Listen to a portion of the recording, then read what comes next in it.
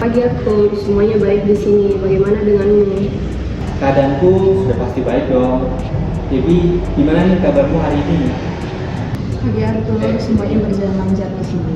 Baiklah semuanya, sebelum kita masuk ke topik yang lebih lanjut lagi, aku mengucapkan banyak terima kasih buat kalian.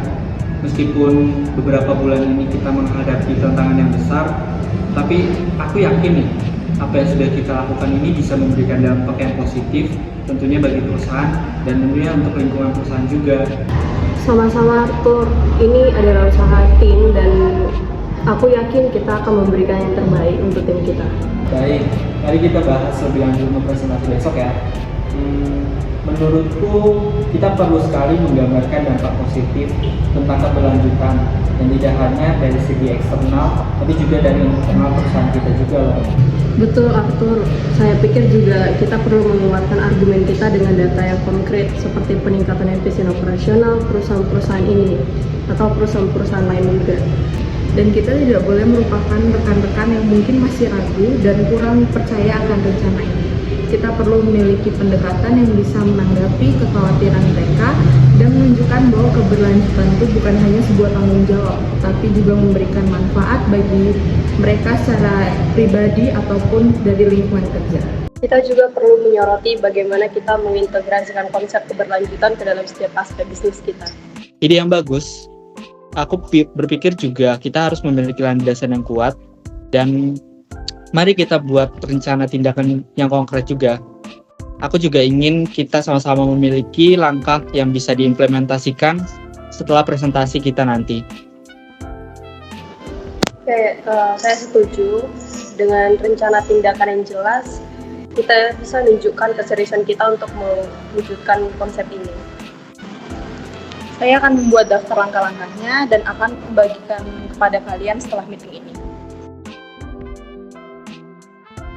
Bagus, kita semua harus terlihat dan mendukung langkah-langkah ini. Karena langkah-langkah ini adalah langkah yang awal dan signifikan. Baik teman-teman, saya pikir kita sudah cukup siap untuk presentasi pada esok hari. Mari kita memberikan yang terbaik untuk presentasi kita besok hari. Bagaimana? Setuju? Setuju. Bagus, mari kita tunjukkan yang terbaik untuk esok hari. Bahwa keberlanjutan bukan hanya sebuah impian dari kita semua, tapi sebagai solusi untuk pertumbuhan perusahaan kita juga. Saya rasa cukup untuk hari ini, tapi kita harus tetap semangat ya teman-teman. Sampai jumpa besok. Sampai jumpa besok.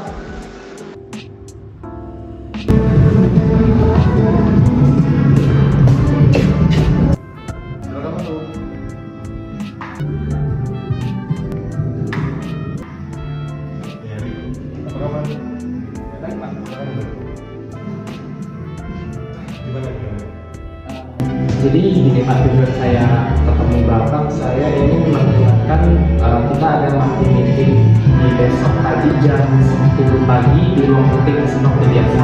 Saya mau bertanya apakah Bapak besok bisa bersedia untuk hadir di malam ini bersama dengan tim saya, ada aku, Elsa dan juga Dewi. Baik Pak, sampai jumpa besok. Saya permisi Pak. Terima kasih.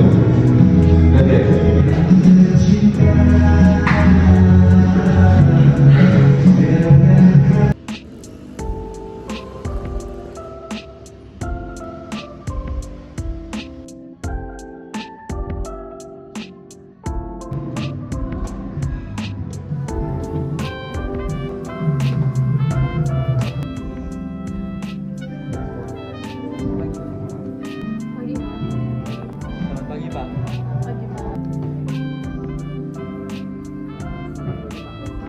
Jadi pada pagi hari ini kita akan memulai meeting kita. Apakah sudah bisa kita mulai meeting kita? Ya, boleh.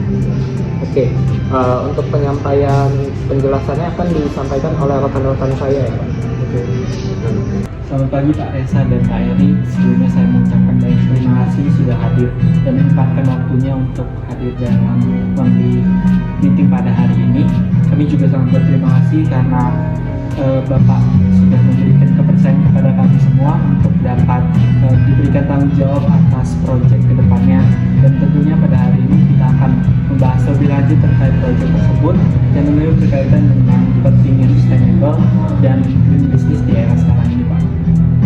Selamat pagi Arthur, saya senang mendengarkan pendapat Anda. Silakan dilanjutkan. Sih Pak, seperti yang kita tahu bahwa bisnis berkelanjutan itu bukan menjadi suatu pilihan lagi pada saat ini, tetapi sudah menjadi keharusan dan kebutuhan bagi bisnis pada saat ini. Terlebih lagi ditambah pelanggan, investor, dan bahkan tenaga kerja di perusahaan kita saat ini itu sudah sangat peduli terhadap dampak dari lingkungan dan sosial dari perusahaan kita. Dengan menerapkan keberlanjutan itu tentunya kita juga akan mendapat reputasi yang sangat tinggi terhadap perusahaan dan tentunya akan menarik pelanggan yang lebih banyak lagi dan tentunya akan lebih sadar akan lingkungan kita. Saya setuju Pak Reza. Selain itu, keberlanjutan juga dapat membawa efisiensi operasional yang signifikan, mengurangi biaya jangka panjang, dan juga meningkatkan daya saing. Tapi saya dengar ada banyak pertanyaan dan kekhawatiran terkait dengan dampak negatif dari hal ini. Apakah benar?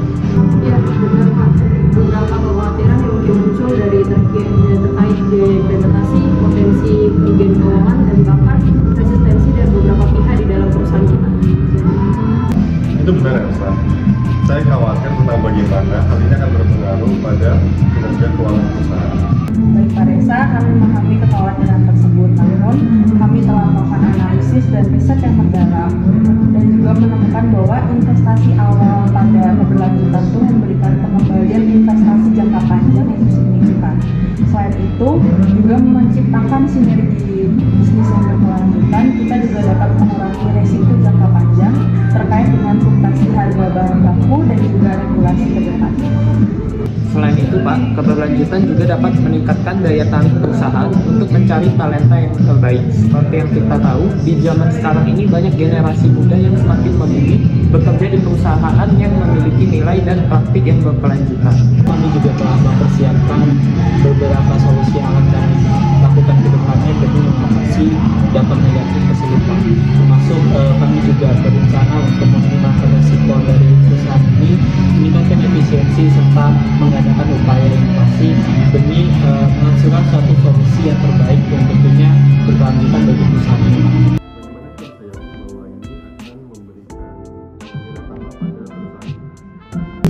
Jadi berdasarkan hasil riset dan diskusi bersama tim kemarin, saya merasa langkah awal yang dapat kita lakukan yaitu menggunakan kemasan yang lebih ramah lingkungan. Selain itu mungkin kita juga bisa melakukan sustainable operation management.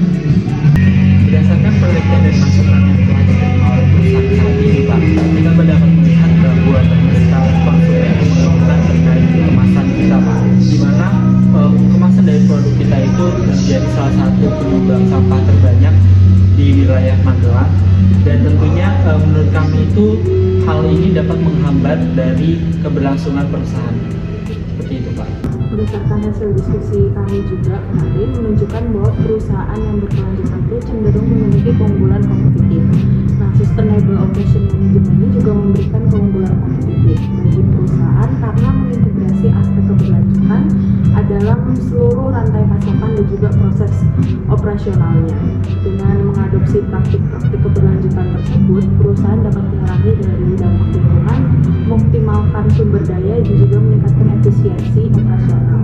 Salah satunya itu dengan meningkatkan efisiensi dan produktivitas, yaitu dengan cara mengurangi limbah, yang dimana khususnya adalah limbah dari produk kita sendiri.